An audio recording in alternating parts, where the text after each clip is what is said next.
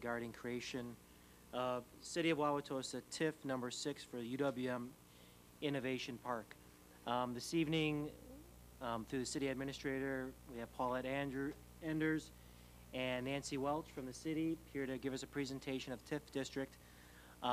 In convening this committee of the whole, I had also heard a number of concerns or questions from various persons regarding some concerns moving forward with this, in particular the state and the university's commitment to move forward this item, and understanding that this decision that we're going to make in the next couple of weeks had some time elements to it. I felt it was important that we bring in some individuals that can answer some of those questions related to the commitment levels. And Senator Jim Sullivan was available and also has allowed us the opportunity to have Mr. Mike Lovell, who's also the Dean of Engineering for UWM, to also speak to us this evening briefly and answer any direct questions that we may have in that regard. So with that said, I'll turn it over first to the city staff that's prepared a short presentation for us. All right. I'll start with the presentation moving forward and try to be very brief, since I know that some of you have already sat through this presentation once. I'd rather be brief, and if you have questions, we'll follow up afterwards. I think this is working. Okay. This is the TIF number 6. This is proposed for the northeast quadrant of the Milwaukee County Grounds. Most of you are familiar with it since we've already gone through the master planning process, but the land is currently owned by Milwaukee County. It's currently tax exempt. The council earlier this year rezoned the property for business plan development, and we have approved the UWM master plan for the site, following on the previously approved master plan for the site. In terms of the project description, briefly, it's following the sale to UWM Real Estate Foundation from the county, the land will become taxable, and the estimated value based on the assumed sale price is $13,550,000, which means essentially if we adopt this TIF and the land sale goes through, we have immediately increased the taxable increment on the property by $13.5 million. And we note that we are currently in the process of establishing a TIF district, and it's for the purpose of financing public improvements related to the development of this proposed engineering campus. I like to note that right now there is a few sources for water on the site. There are some roads entering the site, some sewer, but basically none of the infrastructure on site is sufficient to support the level of development that's anticipated here. We note that when it's created, it does not include developer incentives. It doesn't provide funding for land purchase. It is just $12 million to cover the infrastructure costs. And we note that it's anticipated that office research will locate in the district, creating a demand for housing and supporting retail. I like to emphasize there, it's supporting retail, as in bookstores and food shops that will support the students. It is not intended to be turned into regional retail.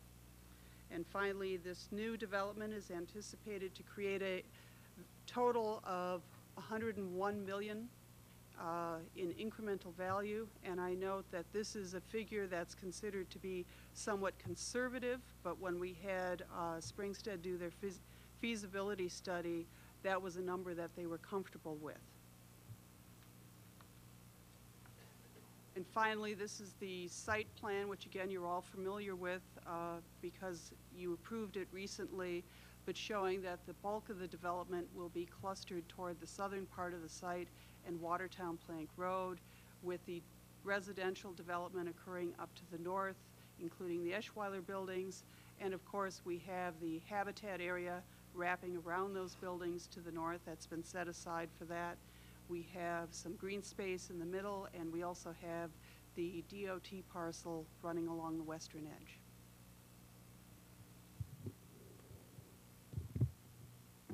Okay, and as Nancy had mentioned, the adopted master plan it's already been adopted. It's the land use portion, and what we're discussing tonight is the actual creation of the tax incremental financing district. But some of the goals that were noted in that master plan included preservation of the historic properties on the site, the environmental preservation of certain particular areas on that site, implementing sustainable practices as the site is developed, developing non-motorized connections, meaning bike and ped access through the site that would link to other portions of the community, construction of sustainable and high-quality development, and there are currently design guidelines for the site. Additional goals included an increase of jobs and tax base in the city as well as the region, building upon the synergies that currently exist between the Regional Medical Center and the Research Park. This would be a third component of that triangle in that area as far as research and development. Growing and retaining the brain power in the city and the region, and increasing the demand for housing. And then finally, it was a means to preserve those historic structures and wildlife habitat. Without this financing mechanism in place, that could either be next to impossible or hard to achieve without that financing tool that's available to municipalities. Some of the goals for UWM include building upon the research institution status for UWM, increasing their student numbers and alumni numbers, attracting and retaining talent, increasing high-paying jobs, developing a revenue source through things such as patent development, and again, sustainable and high-quality development. And then, similar to the city, building upon those synergies between the Regional Medical Center and the Research Park. And so what we did was we showed you that there are goals for both parties, both the city and UWM, and some of those goals are shared. So the city goals, I won't go through them again, but I previously mentioned them. And then UWM's goals. And then we have some of the shared goals, which is the sustainable high-quality development, increasing the number of high-paying jobs, building upon the synergies in the research and the research park and the medical center, and then lastly, attracting and retaining talent. So you can see that each party has goals, but there are shared partner goals.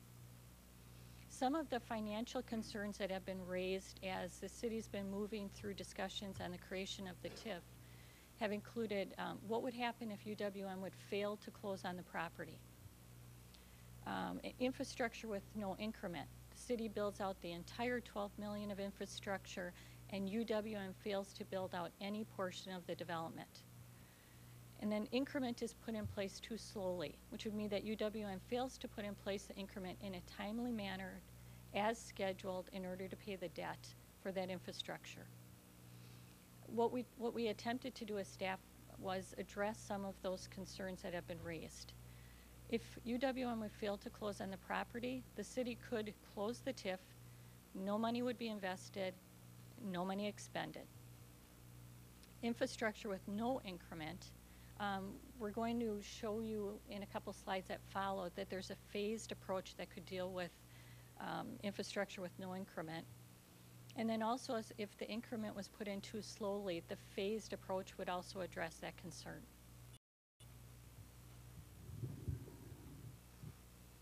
And this is describing how we can do a phased approach. I know we're going to kind of spell it out here, but you also have a chart in your packet that lays out how this works. Basically, phase one would be the one we do immediately, which is the action we would take is creating the tax incremental finance district. I note at this point our financial commitment is zero.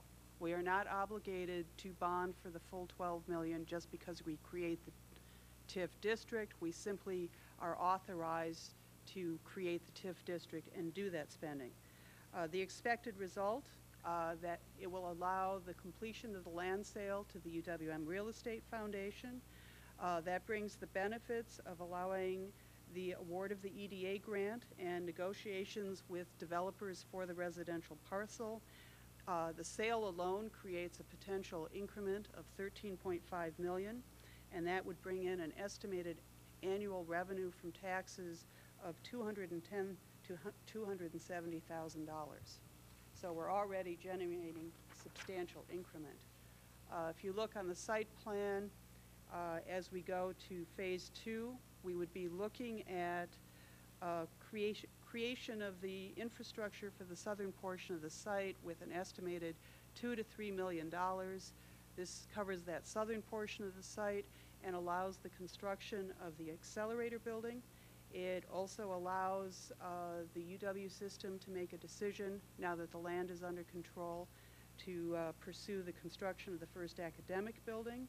And if we're really lucky, what we would like to see is the interest in construction of the first corporate partner building. The accelerator building brings in the potential increment of $3 million, bringing up the total new increment on that site to $16.5 million. And along with that is estimated annual revenue of $260,000 to $340,000. And if you look in your Springstead report, they're estimating that that increment alone is enough to pay off this $2 to $3 million in infrastructure in about 10 years. Moving right along, we have probably the biggest section of it, and this is phase 3, looking at the development of the residential parcel and extension of the infrastructure to the northern portion of the site. And basically, this is the large investment of infrastructure. This is about $6 to $8 million. There's no way around it because that's just what it costs to extend the infrastructure to that northern part of the site. But that will allow the construction of the residential project, and that will bring in an increment of another $16 million, again, a conservative estimate. And that brings us to a cumulative increment for the site of $32.5 million. And at this point, we're generating taxes of $507,000 to $650,000. At that point, we can move on to the next phase, which is phase 4. And at that point, we would complete the infrastructure on the site, which is just a minor financial commitment at that point. It's $1 to $4 million, depending on how much we've spent to the date. This allows for the construction of the corporate partner buildings, any campus retail. It will bring in a significant increase in value and potential for business and job creation. We're looking at a potential increment of $42 million, bringing up the cumulative at this point of $74.5 million. And at this point, we're generating taxes on this site of 1.1 to just shy of 1.5 million for the site. And again, these are conservative estimates, and again, the time frame can be stepped up. We simply were trying to keep our phasing consistent with the numbers the Springstead report was using. Finally, we have, well, almost finally, phase 5. And at this point, we're done with the infrastructure, so there's no further commitment.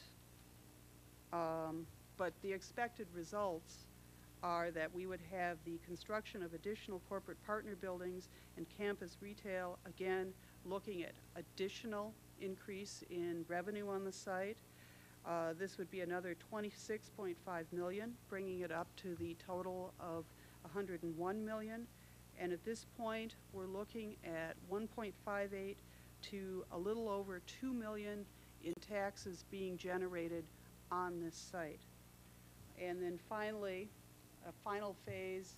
At this point, we've installed all the infrastructure, we've seen the development, there's no financial commitment, we've collected the taxes, and we look at the debt retired, and benefits to the community include jobs, businesses created, and a new increase to the city's tax base of 1.2 to 2.25% of the property tax base that would be increased.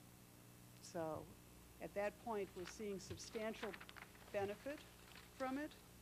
And then finally, just a summary of the benefits we see, or the critical issues here. Financial risk, we're proposing that it can be minimized by invoking a phased approach. We can look at guarantees or new ways to finance as the project develops. If possible, we can pursue grant funds that will reduce the city's financial commitment.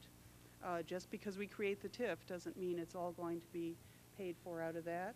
Undertaking the project does not place other infrastructure projects within the city at risk. And I think this is something that's important to look at. When we're proposing to put in the infrastructure on this site and pay for it by the taxes generated by the increment on this site, we are not proposing to pay for those projects using the city's capital improvement budget, which is being financed by the current tax base.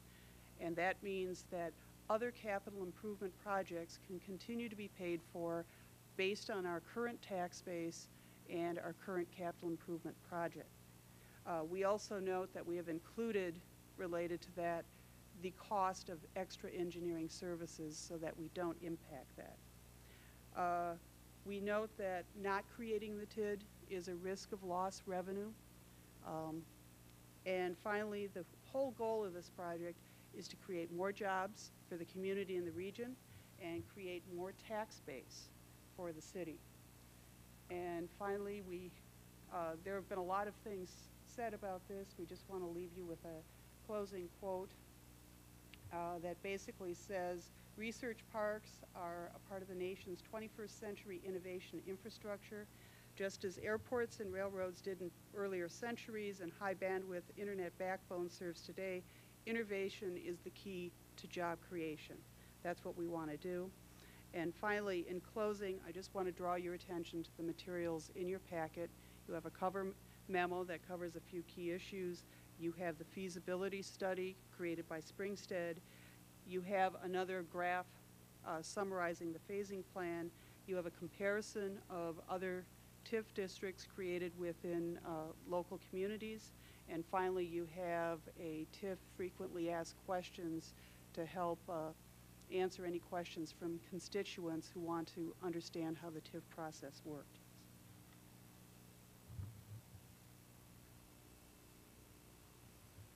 And I guess at that we can open it up for questions, or we can...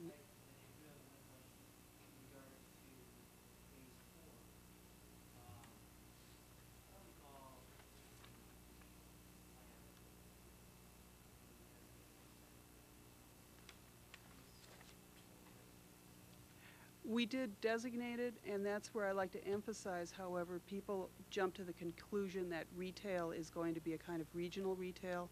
This is the kind of retail that you would find in any campus or research park area. It's things like ATM machines, bookstores, restaurants that students can dine at, but not regional retail. Yes, you did. Yes.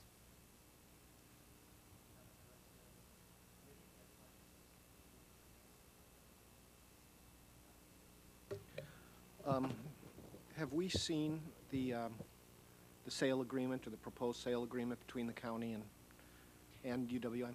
Yes, we have, and the city attorney has reviewed it. Okay. And nothing in there, is there anything in there that is inconsistent with your approach, your phased approach? There's nothing in there that's inconsistent. We've gone over it pretty carefully over the past few months, working with county staff as well to make sure that as this moved through the various approval levels, we did not have a situation where the county board has insisted on things that the council did not approve, so that we could avoid, basic conflicts. And then any update for us on the position of UWM's, their capital position and their ability to pay for the land? Actually, I will defer to the representatives from UWM tonight and allow them to respond to that. Very good.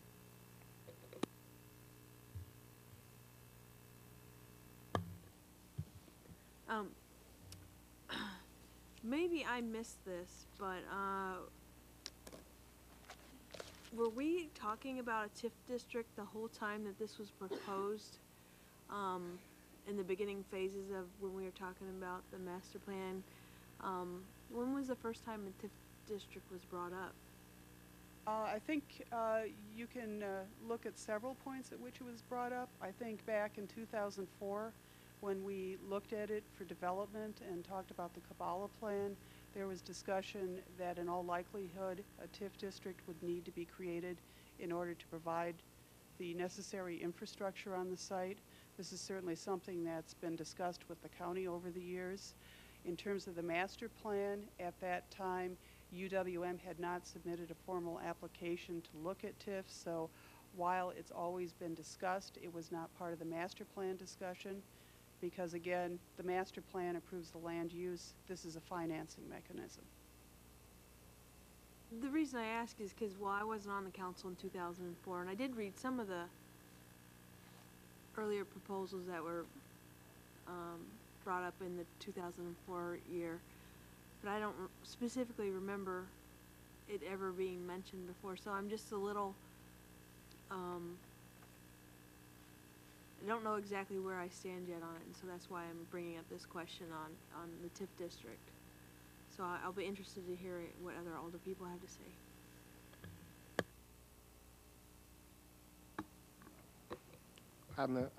To Alderwoman Jay, on the night that we debated and approved the use for the research park, I specifically asked if UWM would be asking for a TIF, and Ms. Welch confirmed to us on that night and before the vote that yes, a TIF would be proposed in the UWM plan.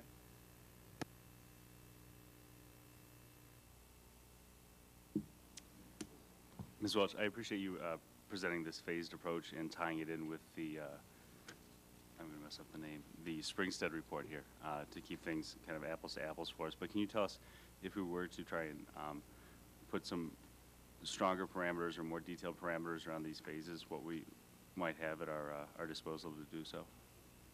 Certainly, I would expect that, and if you read the Springstead report, both staff would recommend and Springstead recommends that once we adopt the TIF and prior to proceeding with any actual bonding which commits the city, a developer's agreement with UWM that will spell out in greater detail exactly what we're providing, what they're providing, what the phasing will be, so that we're all in agreement about how to proceed.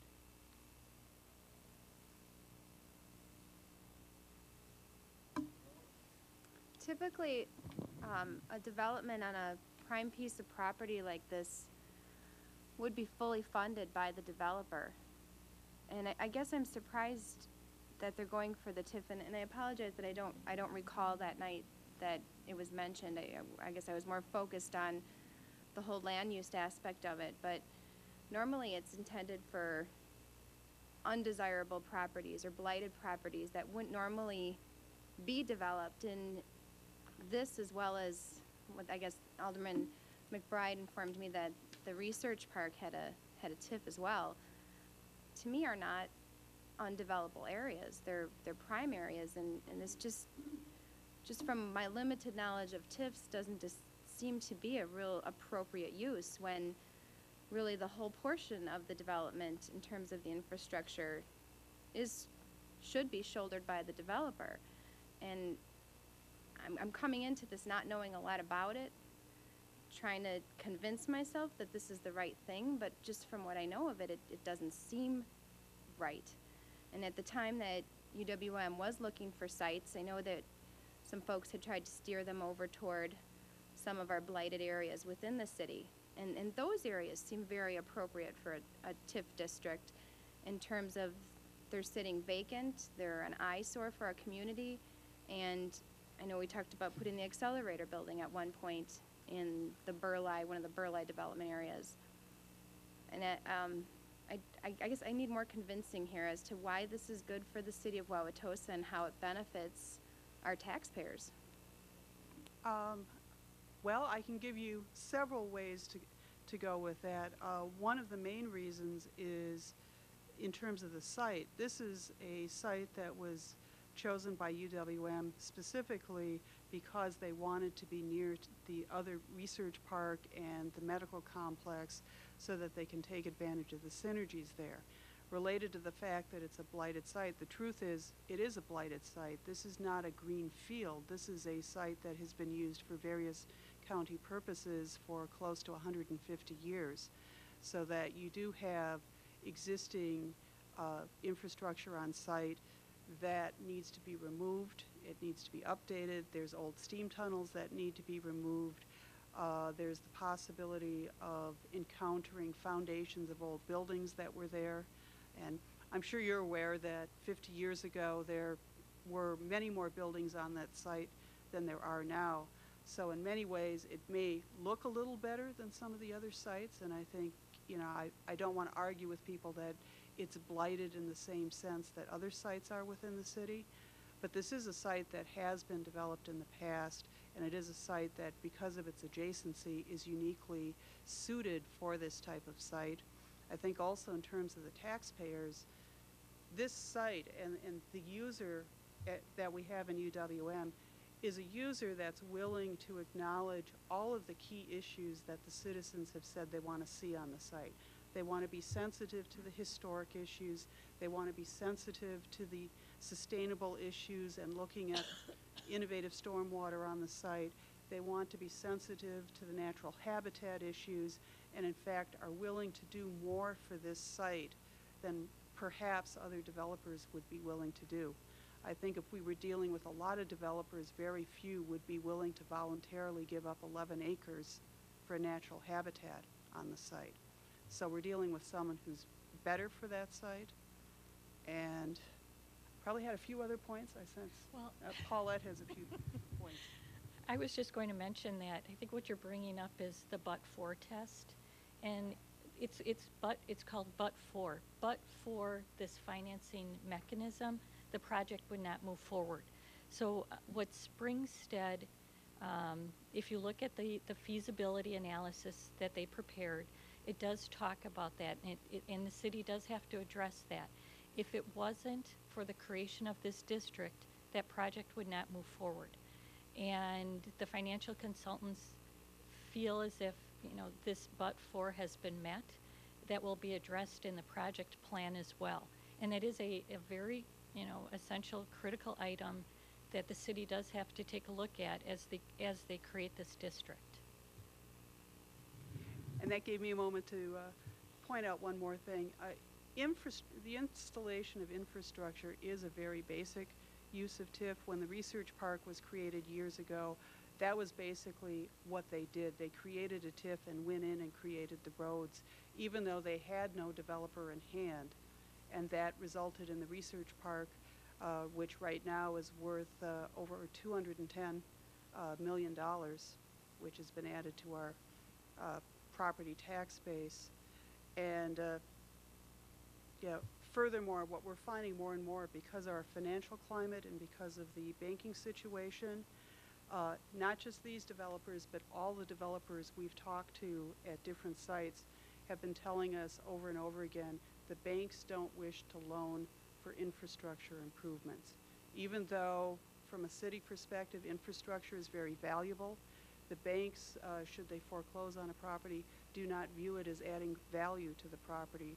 Therefore, it's very difficult to get the financing to accomplish the infrastructure construction.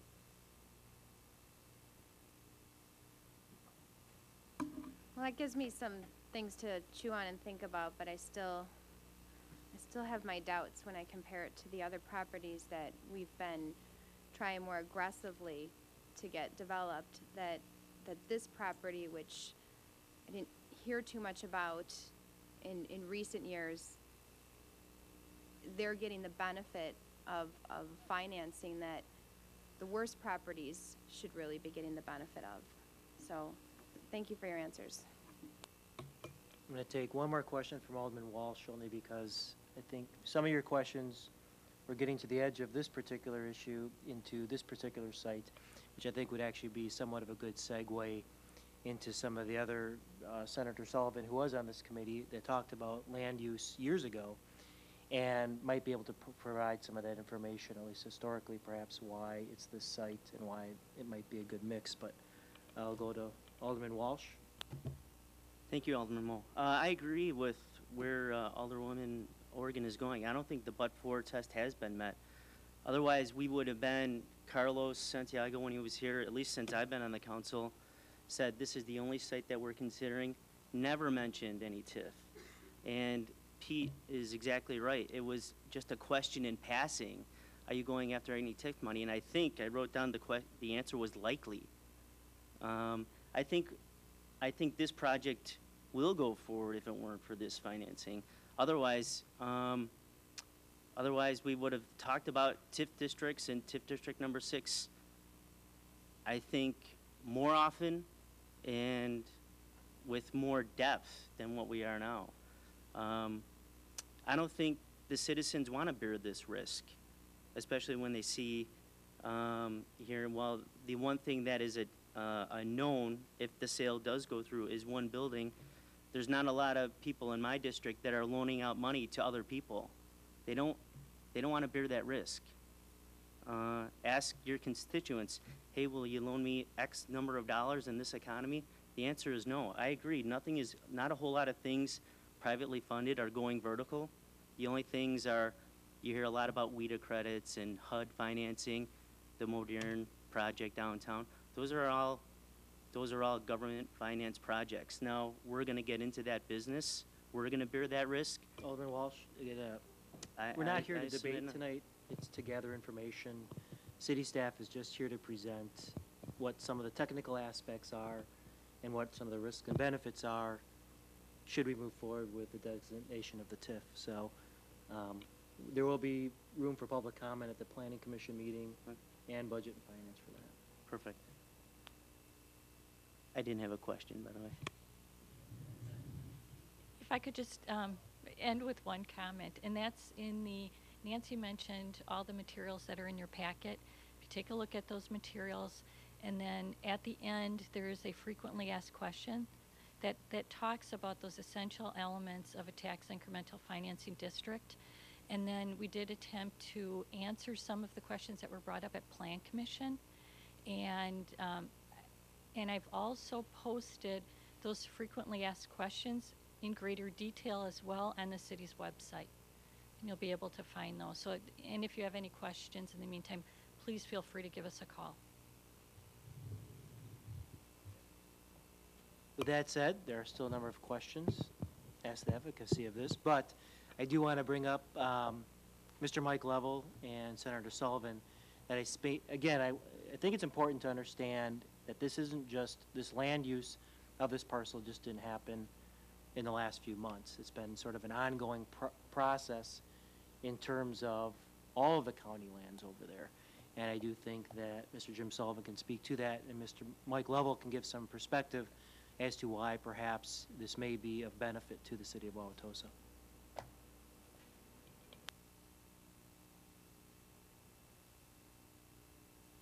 If you guys want to stay there, I'll take the podium then. All right. Well, thank you all very much for the opportunity to come and address you here on this topic. This is a topic that, as Common Council President Moe had pointed out, I have been working on for a long period of time. And I find myself in the unusual perspective of being able to share a little bit of some of the history that was here. And I wanted to say, first of all, thank you very much to city staff and to Nancy for your fantastic presentation on the specifics of this proposal. I'm very pleased that we have the Dean of the Engineering School, Mike Lovell, coming to join us here today as well.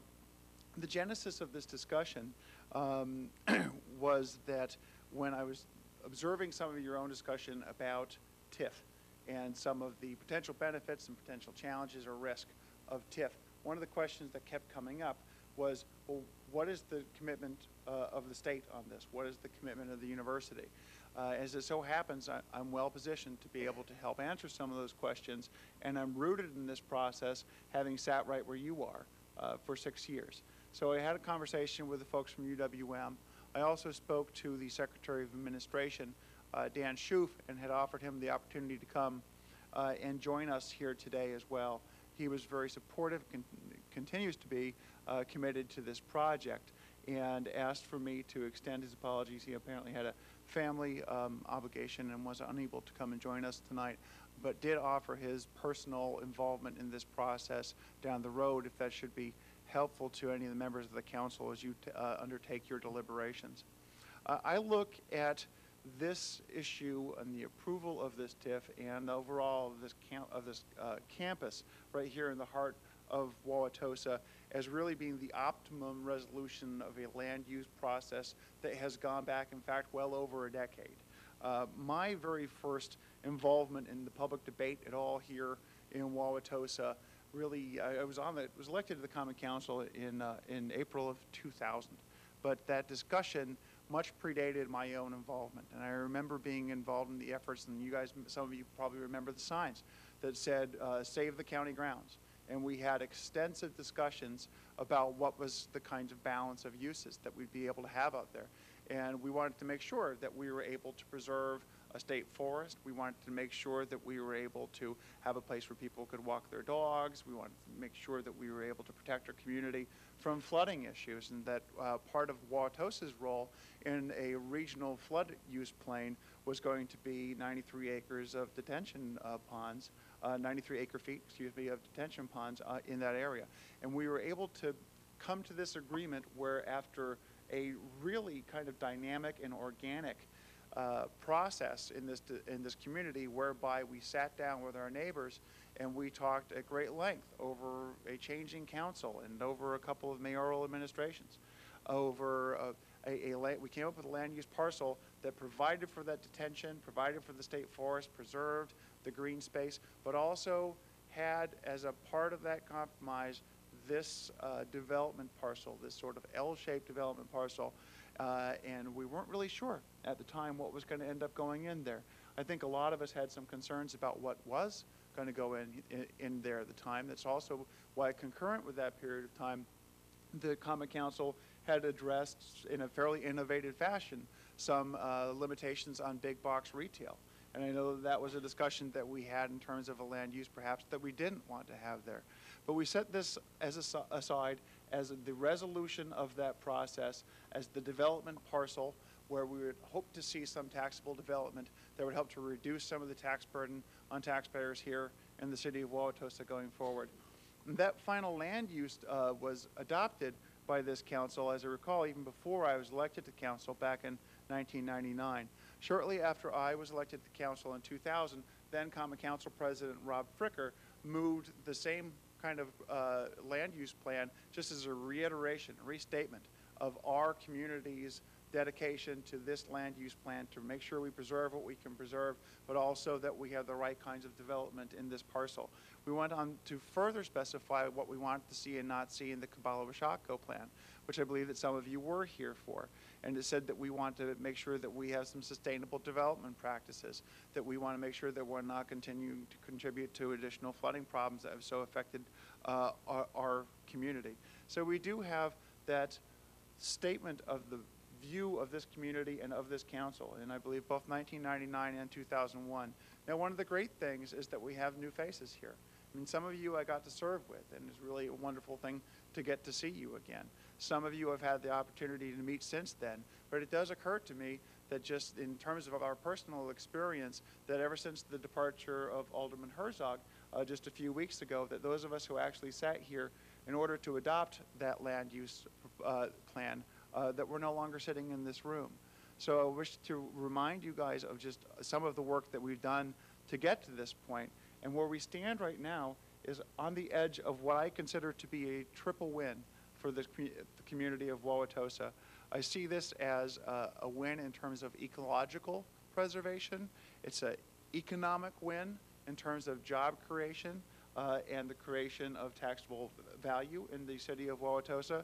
And it's also very much of a win in terms of historic preservation, for us to be able to solve historic preservation problems that have eluded us as a community for decades.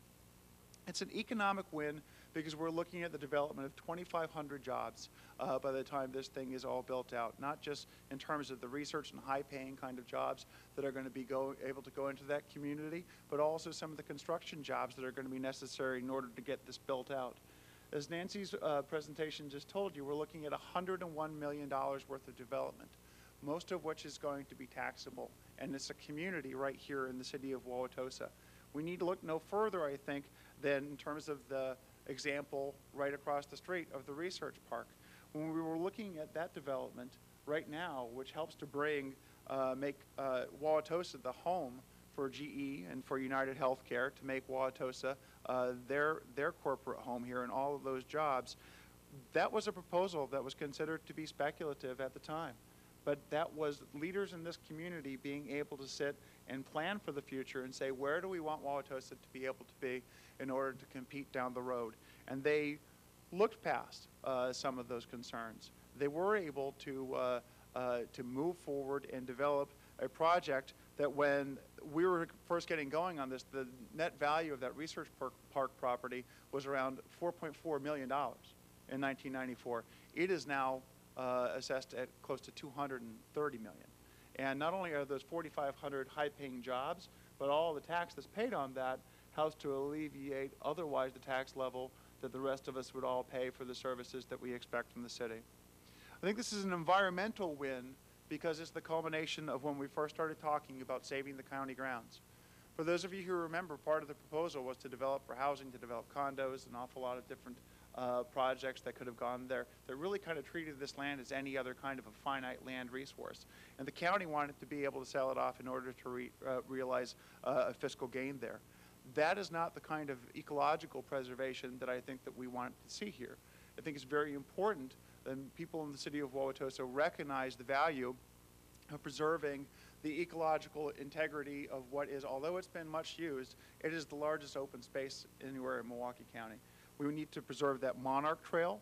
We need to make sure that we remember that the key to success in terms of preserving our ecological history is not that we do nothing, it is that we choose to do the right thing. And I can really think of no better partner in terms of looking for an environmental advocate, the folks who can bring the science to bear, the people who can do the research, than a research partner and a university like a modern urban university like the University of Wisconsin-Milwaukee. I think that you can see a better opportunity for us to be able to preserve the ecological strength of that habitat and that Monarch Trail than UWM, and I'm very pleased to see that the Springstead study does also set aside specifically some of that area for natural habitat, for some kind of a buffer for this area. I also think that the historic preservation aspect of this is something that is about our culture as a community in Wauwatosa. That these buildings that were out there, those Eschweiler buildings, they have in the past been a campus, a center of life and education right here in Wauwatosa, and that they will be again. And I remember talking with one of my Common Council colleagues at the time, Tim Casey, who's now in Brookfield working on economic development issues out there. And Tim had said, with his own background in commercial real estate, that really those buildings are something that you can't build anymore. And that, in fact, our ability to remodel them may be just fiscally impossible. What kind of a partner could we bring in? A campus works. A campus there for those buildings allows us to preserve something that this community's been talking about for as long as I've lived here, and probably an awful lot longer. We're talking about square footage, culture, and history in those buildings that simply couldn't be built today. And we have right there, right in front of us, we have a great example of how well it can work. You look at that Milwaukee County Parks building, which locates that key function of the county right here on the research park or the county grounds, and you really see that you can achieve that touchstone to our history while also making sure that you have a modern institution looking towards the future. So what you see here is a win for the economy and jobs. You see a win for the environment. You see a win for historic preservation. But it's also, I think, worth noting that it's also a kind of a catalytic win. Tom Still, who is the chair of the Wisconsin Technology Council, on which I serve, had talked about projects like this as a collaborative platform. This UWM campus partnered with some of the other research entities that we see out there in terms of GE and Freighter and Children's and the Blood Center and the Medical College, will allow us to be able to compete for National Institutes of Health and CDC grants that we cannot yet compete for, that we lack that engineering and research base. And when I look at this, I think that the model that we need to be looking at here is Chapel Hill down in the Carolinas, that you have all of these fantastic institutions where we lead the world in this research area. And I went back to Madison 20 years after I had graduated college, and I've seen the growth that's been out there, that's been driven by that great research university, and also, in fact, by the state. And when you see some of the areas of growth and you realize the degree to which perhaps our economy has lagged behind a little bit in Milwaukee County, and you have an opportunity for us to be able to compete for some of those research and grant money that's available to us, I want to be able to see our region be able to compete for that. And I want to make sure that when we're 15 years after we started talking about the importance of saving the county grounds, when we're 10 years after we twice adopted a land use plan which set this aside as our development parcel, when we know that doing nothing is not the option, that something is going to be developed here, and that I think that UWM is really the optimal partner that we can see in terms of that kind of a development, I think that it becomes a clear case that the highest and best use for this land and in terms of jobs and infrastructure and history and the ecology of this area is this UWM engineering campus. Certainly this question has come up in terms of what about TIF and TIF financing, and were we talking about TIF back then? We were really talking about land use back then. But TIF is an important development tool that cities use. I think you need to look no further than that research park to see when you're able to take $4 million assessed property and turn it into 4,500 jobs worth $230 million in assessed value. I think that it can be very clearly a very effective kind of tool. And where we're at right now is, I think, one of many links in a chain of events. A lot of things had to happen to get us here. The adoption of the land use plan, the public discussion on saving the county grounds, all of that had to happen. But where we are right now is while many links still have to be forged in terms of UWM, its fundraising, its commitment to this project, that we need this link to be forged here in Wauwatosa in September of this year, because none of the following links continue to happen unless we're able to say that this is something where we're going to step up and make a commitment. That the city recognizes protecting itself in terms of risk with a very innovative, I think, phased development outline that Nancy had talked about, where we can make sure that we do have some protections in place, that we can go ahead and hopefully that you will approve this TIF project. And I wanted to come here tonight to be able to help to answer some of those questions in terms of what is the university's commitment, in which case I'm going to introduce Dean Lovell in just a moment, but also what is the state's commitment. The state made a commitment to UWM and a number of different projects of $240 million over the past few years. A lot of that has been allocated. Some of it's been allocated to some other projects because of the fact that we really kind of had a chicken and the egg problem in terms of getting this project done, the land sale and some other things. $68 million of that remains as an eligible use for this project. And the Board of Regents has recently approved $75 million in additional grants in order to get this done for this campus. And that was recently done at the Board of Regents August meeting. So I want to say that I think that we've made the commitment to this. I think that we've got the history to this.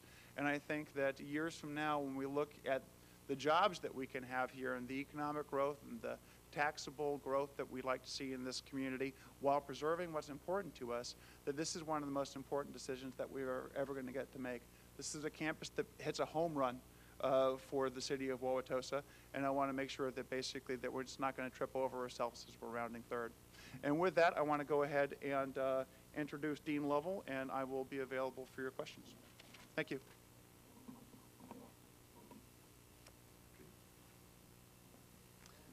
Well, thank you very much, Senator Sullivan, and I appreciate the opportunity to speak with you today. And I want to preface my talk, I'm going to keep things brief, but what I'm not going to talk about is real estate. I'm an engineering faculty, and those are things that I'm not that familiar with or privy to some of the information about the real estate deal, which is going on for the Real Estate Foundation. But what I am going to talk about is the vision for what we expect to happen out of the county grounds once this project moves forward. Now, to give you some context of where my comments are coming from, I spent more than a decade in Pittsburgh before coming to Milwaukee 2 years ago. And during that time, Pittsburgh transformed itself from a struggling manufacturing town that was coming out of the steel age to a very high-tech city that in several national publications over the past year refers to Pittsburgh as being recession-proof. The job market continues to drive. The housing market's doing well. And they attribute that to the fact that the region has really benefited from collaboration between industry and the university and the city, county, and state government working together. And I think that the project out at the county grounds is a perfect example of something that we can accomplish here in Milwaukee. And I will say that one of the reasons why I came here from Pittsburgh 2 years ago was from the potential that I saw for developing the land out at the county grounds and really doing some special things. Now, the senator referred to the research park and the research triangle in North Carolina as being an example of something that we can accomplish. And I'm going to say that I think we can do better than that, and I'll talk about why. The research park in the research triangle in North Carolina is considered a first-generation research park. And what we're envisioning in Wauwatosa is a third-generation research park. And I'm going to explain to you what the difference is. A first-generation research park is when you have, it's primarily a real estate venture, where you have private buildings located in proximity to research-going universities. We're talking about maybe 3, 5, 7 miles away. Now, the Research Triangle in North Carolina is the biggest first-generation research park in the country. It has about 7,000 acres in more than 170 countries, and we often refer to that as being the best example, but it just happens to be that's the biggest, and in my opinion, it's not the best. The second type of research park, the second generation, is more what you see out at Madison.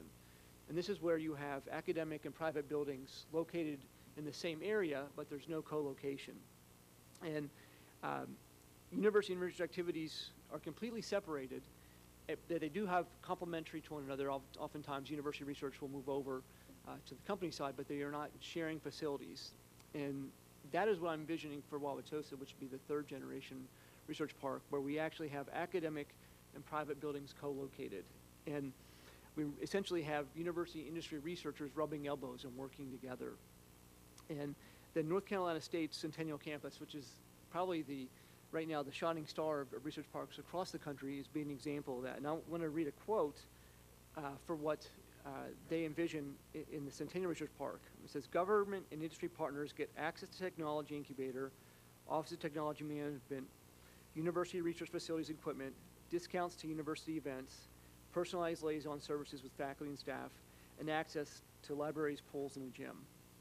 Now, you may ask me, why is this better than other types of research parks? And I can just tell you from my experience, again, coming from Pittsburgh, what happened when Pittsburgh developed similar type facilities, more third-generation research parks, on their brownfield sites where the old steel mills were along the river.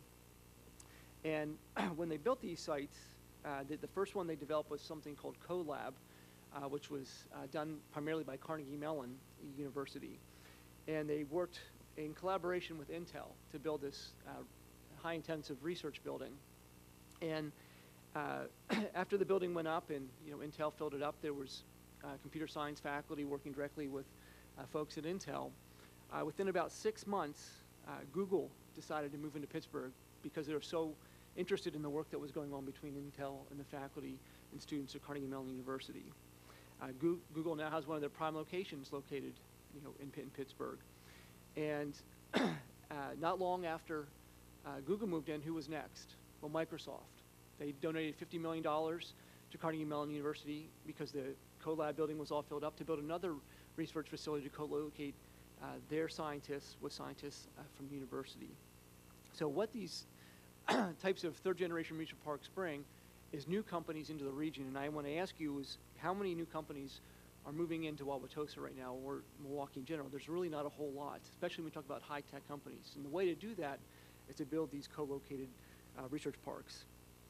I also want to point out that these third-generation parks just don't help recruit new companies into the region. They also really help support existing companies. We have in the greater Milwaukee 1,300 manufacturing companies that really need to work with engineering schools such as UWM to help them be more competitive in the global environment. We all know that manufacturing in this country is hurting, and we all know that the innovations and technologies that will help manufacturers move forward and get out of the current state are actually being developed at universities rather than in-house, because the first thing that they've had to cut back on is the R&D facilities in the institutions. So by building the research park and be able to co-locate companies and university faculty together, we will have true technology transfer happening. We will be able to take the inventions that we are having in our research labs, the creation of new materials using nanotechnology and other things, and being able to introduce them in a way that they can be manufactured at a larger scale for these companies so that they can be more competitive. These facilities also have a tremendous ability to help startup companies. Right now in the region, we have very few facilities for startup companies to help them move forward. And we're talking about facilities in these co-located facilities. We're talking about state-of-the-art facilities that help things like nanotechnology, have biomedical wet labs, things that we don't have a lot of in this region. In fact, I currently have faculty that travel to Madison, down to Argonne National Labs, very far away, just to use some of the state-of-the-art labs that are available elsewhere. We need to bring those facilities into this region to not just help our faculty, but help the startup companies that are really eagerly trying to move forward in great ways. And finally, you've heard it before, why do we want to be located at the county grounds? Well, primarily it's because the research hub of this region is the Regional Medical Center. $175 million of research goes on between the Medical College, the Blood Center, Children's Hospital.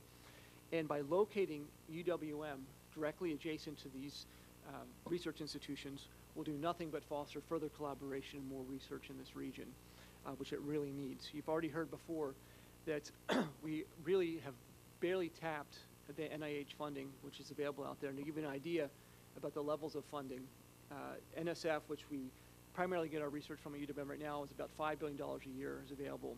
NIH is $50 billion a year. So it's a tenfold increase that we really are not taking advantage of. And to understand what biomedical research is all about, you cannot do it in facilities that are not co-located with medical centers.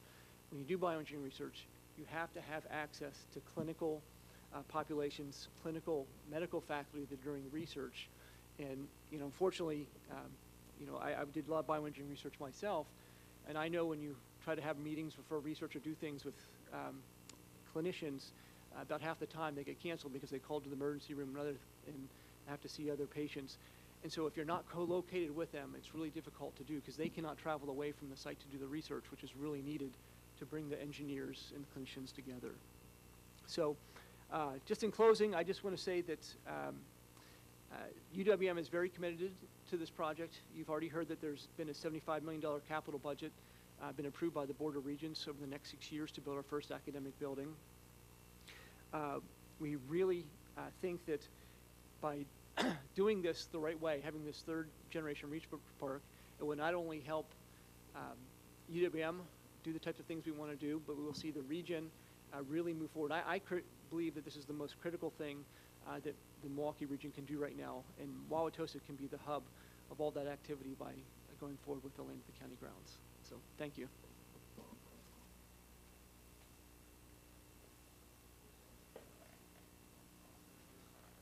Being patient. I'm not so sure you all intended to be here this long tonight, but again, I think it is very important that we get as much information as we can because there only are a few more meetings before we'll have to make a decision on this. So with that said, I want to open it up to some questions. Alderwoman Niksevich. Thank you, Council President. Very interesting presentation. I really appreciate even the second time seeing the TIF presentation that Nancy did. You learn something and you see something each time.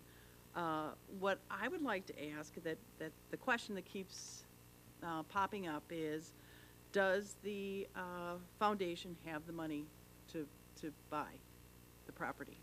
Or could that be addressed, please? Mr. President, fellow council members, my name is Tom Lujak, and I'm the Vice Chancellor for University Relations at UWM. I am not part of the foundation, which is actually making the purchase. The president of our real estate foundation, Bruce Block, who has actually appeared before this group, and Dave Gilbert, who's the president of our foundation. Unfortunately, they're at a foundation retreat tonight that had been scheduled. They're actually discussing this topic among other items. I did talk to them in advance of tonight's meeting, however, anticipating that your question would come up, and they asked me to share with you this information at this point. Is our fundraising complete for the purchase? It is not yet. We've been very, very direct and forthright throughout this process, indicating that fundraising is an ongoing effort. We, however, have raised a significant portion of the funds that are necessary for us to complete the deal, but we are not there yet. And I can tell you in conversations with the foundation representatives that one of the reasons we are not yet there is because a number of donors who are thrilled, very, very excited with the vision that is painted both by Senator Sullivan and by Dean Lovell have told us that they're not willing to make a commitment to move forward with their dollars going into this initiative until they have assurances that the project is going to move forward. And the only way that the project can move forward is for the TIF district to be implemented. We do believe that the safeguards that are in place that Ms. Welch has outlined do provide a safeguard for the city because not a penny needs to be spent until we do close on the deal. You heard about the chicken and the egg analogy that Senator Sullivan used in terms of where we stand in this process. That really is where we're at this stage in terms of completing the fundraising process. We do remain very confident that those donors are going to step up and allow us to complete the purchase. But at this point, they're waiting too to see whether or not we will be able to move forward and close on the property, knowing that there is the wherewithal or the resources for us to actually do the development once we do take final custody or final possession of that property. Just a few other questions. As far as the timeline, we seem to be pushing this all through this month. Is there eminent urgency that we have to have this done by the end of September? Are certain things contingent? Could you address that, please, Ms. Walsh? I think that's my question. The reason we're doing this is by state law, if we create this district by the end of September, the taxable value that's used for the base value is the value as of January 2010, which would be zero. The moment the UWM land sale moves forward, that land increases to $13.5 million, which is the purchase price. If we do not create the TIF district by the end of September and UWM proceeds with the purchase of the property, we will not be able to capture that $13.5 million in increment. Thank you. I believe the senator addressed the regent's support for this, that we're seeing dominoes here, that if we do our part, the UWM will do their part, and the rest of it will come together. That's all for right now.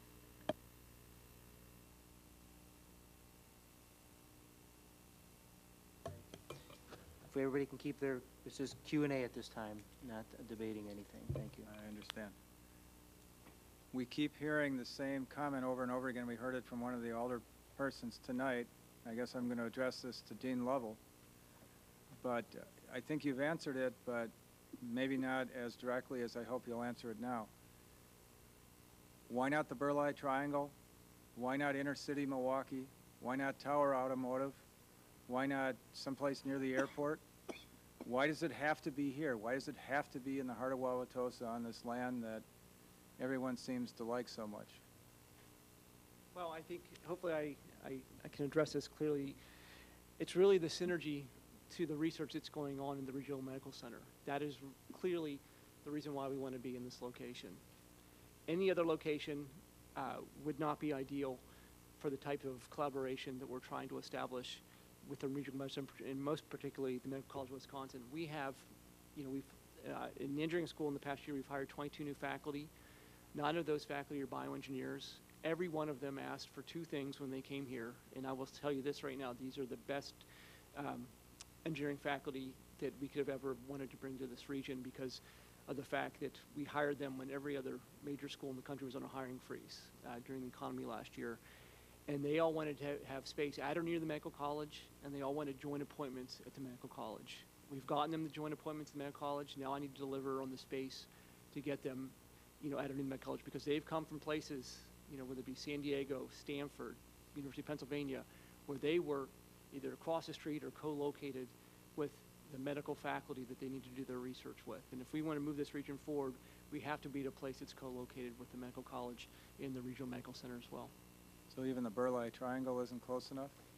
Well, it's not ideal, I will tell you that. You know, ideally, we'd like to have a tunnel that connects the county grounds to the regional medical center that makes it easy to get back and forth. But, you know, I will just say that, you know, the Bird Light Triangle would not be as ideal as across the street. Another question is, we've heard about the but-for test. We've also heard about the three-part vision of economic development, habitat preservation, and historic preservation. Can UWM achieve those three goals without this TIF? But for this TIF, can UWM achieve those three goals? Well, maybe, anybody else, I'm not sure. Tom, you want to say something? Yeah. Again, I don't represent officially the foundation. It is a separate association that services the university. But everything that we have heard and have discussed back on campus is that the answer is no. We can't move forward unless we have the TIF. You heard Senator Sullivan talk about the vote of confidence that the Board of Regents have shown in this community and in this project at their August meeting. They put in their 6-year capital plan plans for funding a $75 million academic building on the Tosa grounds. In a very, very, very tough environment where you've got 26 campuses all vying for resources, that project bubbled up because they see the potential for it changing not just the shape or the future of southeastern Wisconsin, but really helping to positively impact the state of Wisconsin's economy. That's the state's investment. The state is not investing in the infrastructure. And certainly, as again you heard from city staff, in our due diligence, we have seen that there are some significant impediments for any developer, particularly a university, to go out and use that land without significant investments. The state money and the donor money, the donors are telling us they want it to go into the buildings. Thank you. Now this one I'd like to direct to the two directors sitting at the table. A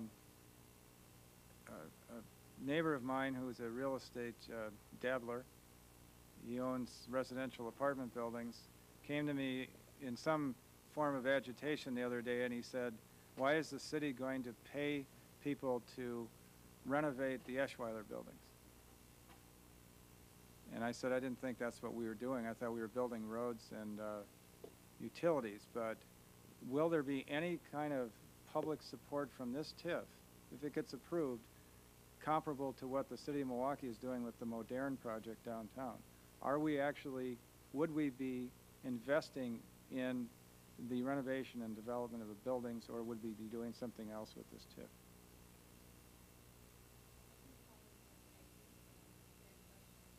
I did ask that question of the UWM Foundation.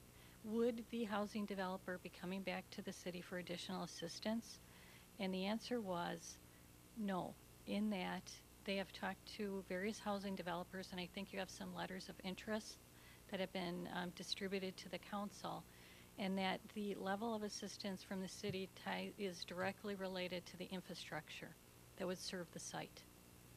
It doesn't mean that they won't be pursuing tax credits, you know, or some other methods of financing through the state. But as far as TIF, I did ask that question, and that was the answer that was given to me, was no. Thank you.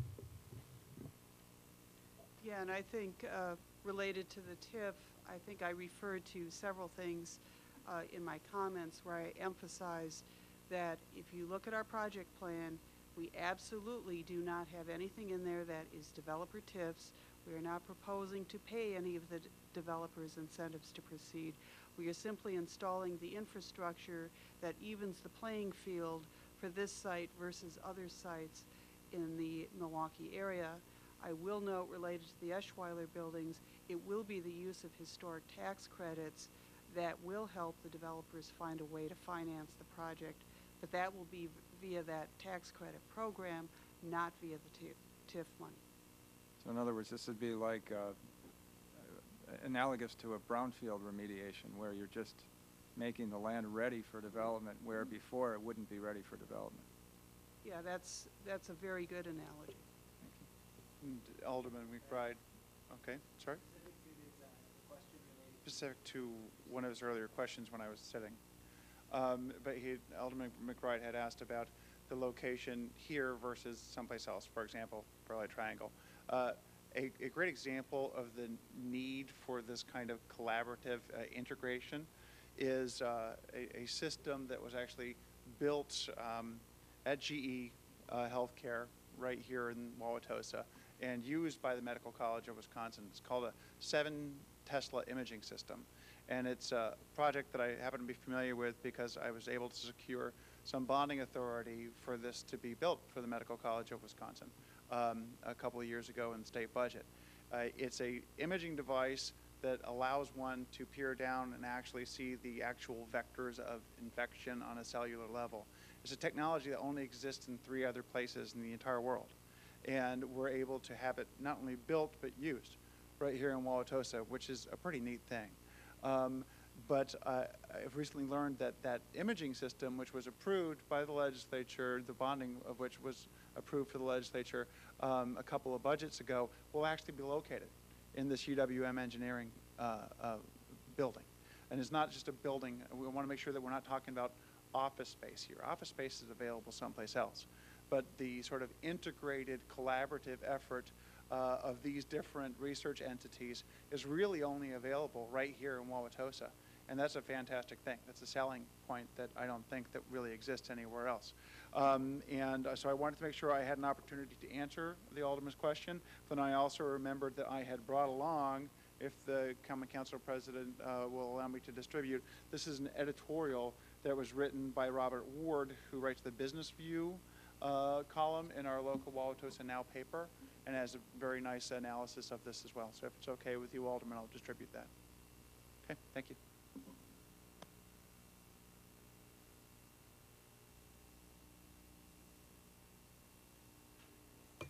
I saw you shaking your head, and the specific example of the synergy between GE and I believe it was the medical college was, and I saw you shaking your head in agreement. Can you confirm that? Not that I have any doubt that that's not true, but I think that is a very good example and good information to hear, because I think I include myself, have a hard time not being in academic research area in the medical area to understand exactly what fruits will be born, if you will, in terms of this stuff coming together. Yeah, I think that the example was perfect because it is an example where we have industry, the medical college, and UWM working together to create what will be a world-class imaging research facility. And just the discussions we've had with GE and the medical college, we're actually moving forward right now with a senior level faculty hire in the area of imaging, where this individual will have be an appointment at UWM, an appointment at medical college, and also have access to all the facilities at GE Healthcare. So we're going to attract a world-class person in the area of imaging because we're going to have this facility located here. If we didn't have it, we wouldn't get these type of people here in the region. And I also want to point out that just based on the potential of us getting the land, I've had 4 large existing companies come to me and have interest to moving onto the county grounds to be close to this activity that's going on. And it's not just the large companies. I recently gave a talk last May to a Wauwatosa business group out here about what the vision was for the county grounds. And I had 4 different startup companies come to me and said, listen, if you can get these buildings built, this accelerated building built, we want to be tenants in that facility. So I understand the concerns with the development and they're valid and they're relevant about the TIF, but I can promise you that the interest in having people move into this location is real. And I can't divulge the names of the companies at this point in time. The 4 big companies are publicly traded. I couldn't tip their hands, but there is definitely interest of people moving out there. I can tell you, from my own firsthand knowledge. Thank you. And Alderman Donegan, and go ahead. Just very quickly, I just want to confirm what I think I heard you say, Senator, that the regions have approved fully and finally all of the money needed to build the first academic building.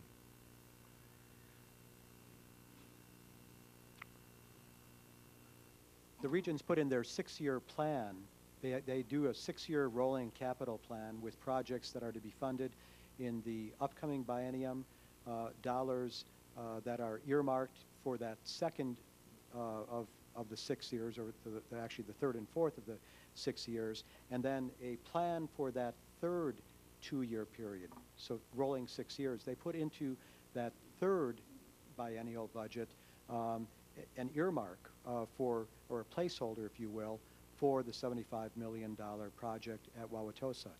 In the next budget, as we move into the next budget cycle, it is our hope that they will go ahead and, working with the Building Commission, get the dollars actually added, or bonding authority actually set aside.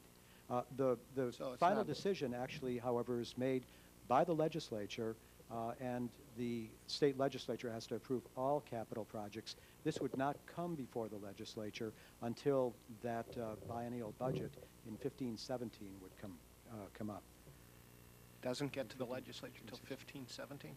But for final approval and release of the funding, but it will ideally come up in the next budget cycle where they do earmark the dollars, and that actually is very common. We had a situation with the purchase of Columbia Hospital a number of years ago. You probably are aware that just very recently we reached agreement with Columbia St. Mary's to purchase the hospital site right across the street from the existing My campus. point is, it's still very competitive. I mean, Very we're still a long ways from But, really but my point is getting that approval. actually 8 years ago, they did put into the budget money for the purchase of Columbia, knowing that it would be almost 10 years before that property would be vacated. And so from our standpoint, we believe that the initial nod by the legislature and the Building Commission could come in the next budget cycle. The So we next would not budget. actually wait What date 6 would that be? years. 11, 12, it would be in the either 11, 13 cycle or 13, 15 cycle where they would actually lock it in. But again, the fact that it is on a public document, we'll be happy to share it with you. You'll get a sense that this is a priority. I'm not trying to throw cold water on your optimism for it. I'm just trying to understand the quality of the commitment at this point and the timing. Right. And you know, I think I heard you say most likely approval is in 2013. That it would both come out of the Regent's office as well as hit the legislature. Certainly in the 2013 budget, it will be back before the Regents. It will then move into that middle of the 3 biennial rounds. This biennial math is always a challenge for all of us, especially working in state government. But it would be in that next budget cycle that we would anticipate that the request to the legislature would be to officially put its stamp of approval on the project. So what exactly was this most recent action by the Regents that has you and Senator Sullivan feeling much more optimistic? The fact that in the rolling 6-year capital budget, and that's the way in which these projects ultimately are built, they added the UWM $75 million Wauwatosa engineering building as a priority. Okay, thank you. At the